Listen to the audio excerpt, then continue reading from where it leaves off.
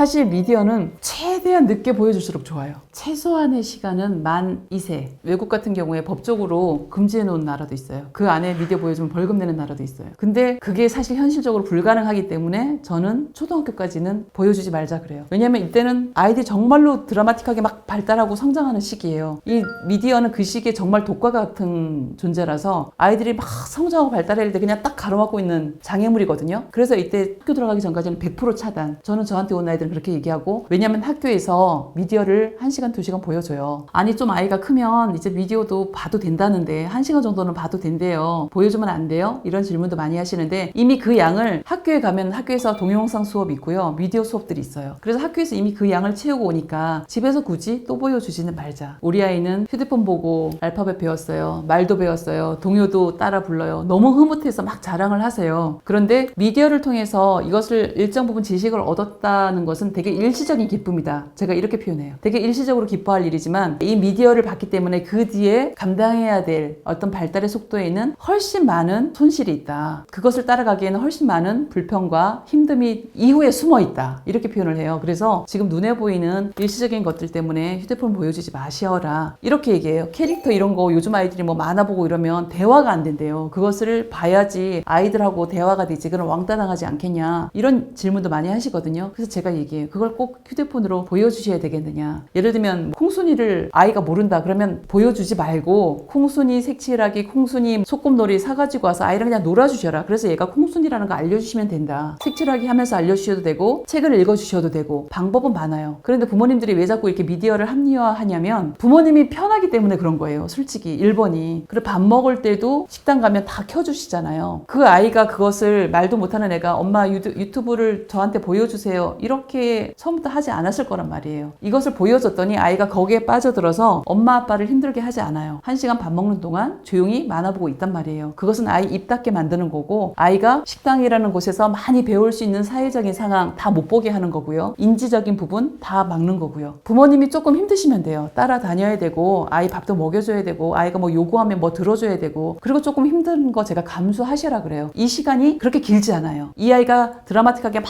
급격하게 발달하는 우리가 말하는 골든타임이 그렇게 길지 않아요. 그래서 제가 아이가 이미 느려서 왔기 때문에 2, 3년만 집중해서 좀 해봅시다. 그러면 아이가 정말 많이 좋아질 수 있는데 여전히 미디어를 보여주고 나 편하기 위해서 아이에게 너 조용히 이거 보고 있어. 이것은 너무 아이에게 해서는 좀 안 되는 방법이라고 이제 말씀을 드리죠. 집에서도 부모님들이 힘드시니까 나 커피 한 잔만 먹고 싶어. 밥 먹을 때 아이가 TV를 틀어줘야 꼭 밥을 먹는데요. 밥 먹이기가 훨씬 수월해요. 그래서 TV 틀어주고 밥 먹이고 커피 한 잔 마시고 결국은 엄마인 내가 너무 힘들기 때문에 좀 쉬고 싶다 이런 바람이 크시더라고요. 그런데 이거 지나고 나면 되게 안타까워 하실 거예요. 이 과정을 아직 안 지나보셔서 이렇게 해도 우리 아이가 잘 자랄 거야 이렇게 생각하는 긍정적인 그 마인드 갖고 계시는데 그렇게 되는 아이도 있지만 이것을 지나본 부모님들은 그때 내가 조금 더 힘들어도 아이랑 한 번 더 놀이터 나갈 걸, 힘들어도 내가 한 번 더 책 읽어줄 걸, 한 번 더 아이랑 놀아줄 걸 더 해줬으면 우리 아이가 얼만큼 바뀌었을까 이런 거에 되게 안타까워하는 부분이거든요. 저도 그래요. 저도 최선을 다해서 했다고 생각하지만 지금도 나 그때 힘들다고 누워있을 시간에 조금 더 해줬으면 어땠을까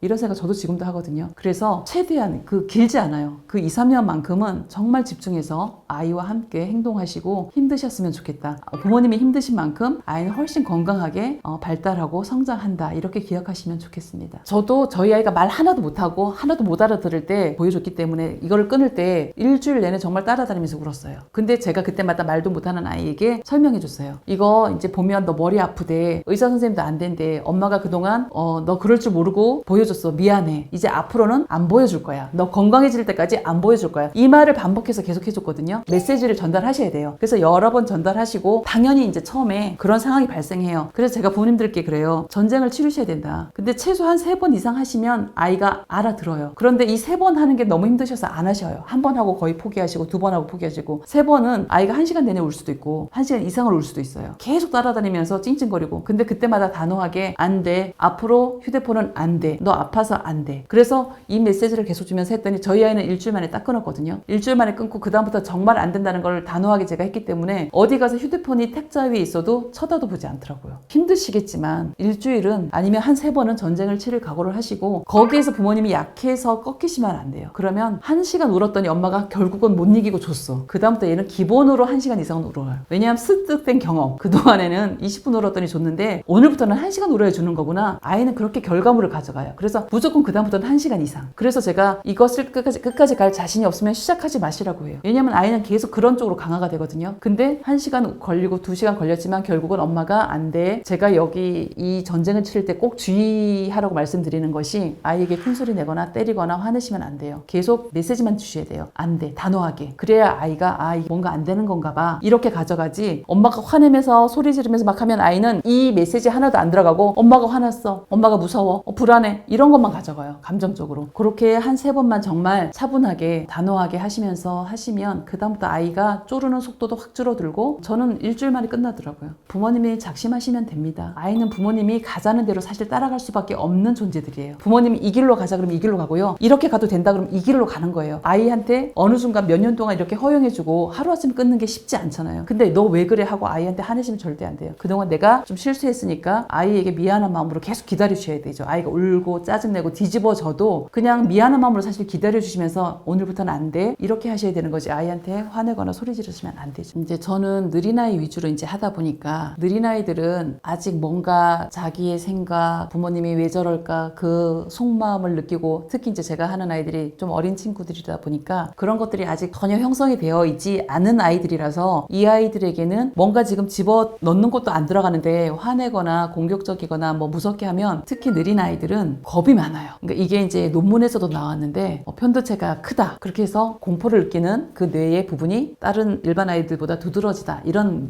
논문 결과도 있어요. 요 아이들이 그런 원인도 있지만 어떤 인지적인 사고나 상황에 대한 것들이 판단이 좀 늦잖아요. 그리고 잘 안 되기 때문에 부모님이 화내거나 큰 소리 내면 거기에 완전 이렇게 집중이 되겠죠. 그러니까 이 상황 파악이 아직 안 되기 때문에 더 무서워지는 것 같아요. 그래서 이 느린 아이들에게는 화를 내거나 큰 소리를 내거나 사실 이런 거는 사실 효과적이지 않아요. 그래서 제가 계속 체벌이나 무섭게 하는 거 이런 거 하지 마시고 기다려주라고 계속 하거든요. 이 아이가 결국은 그 울음을 그치고 그냥 메시지만 중간중간 주는 거예요. 우는 거 그치면 엄마한테 와 얘기하자. 이렇게. 그래서 아이가 결국은 자기가 감정을 조절하고 엄마한테 왔을 때 우리 이거 안 하기로 했지. 이거는 아파서 그래. 이렇게 해서 아이랑 이야기를 하시면 돼요. 예를 들어서 일반 아이고 인지도 다 되고 그런 아이들은 저는 좀 화내는 거 그렇게 문제된다고 생각하지 않아요. 왜냐면 일반 아이들은 그 상황을 알아요. 만약 엄마가 계속 안 된다고 했는데 자기가 계속 안 된다고 하는 것을 해서 엄마가 화났다는 것을 알아요. 이 아이들은 그 상황을 인지하고 자기가 잘못했던 것도 알기 때문에 엄마가 좀 화를 내고 소리를 질러도 내가 잘못해서 엄마가 화내는 거야 알 수 있거든요. 그래서 이 아이들은 저는 좀 화를 내거나 해도 된다고 생각을 해요. 엄마가 어떻게 계속 화를 안 내겠어요. 근데 너무 죄책감 갖지 마시고 단지 좀 느린 아이들은 아직 그 정도의 뭔가를 알아차리고 자기를 컨트롤하고 뭔가 배우고 뭐 이런 상황들이 너무 지금 늦기 때문에 뭔가 교육을 해야 되는 상황에서 화를 내거나 무섭게 하거나 이런 것들은 전혀 도움이 되지 않는다. 오히려 아이에게 들어가는 메시지를 차단시킨다. 이렇게 생각하시면 되는 거예요. 그래서 조금 느린 아이랑 일반 아이랑은 조금 훈육 방법도 차이가 좀 있을 수 있다.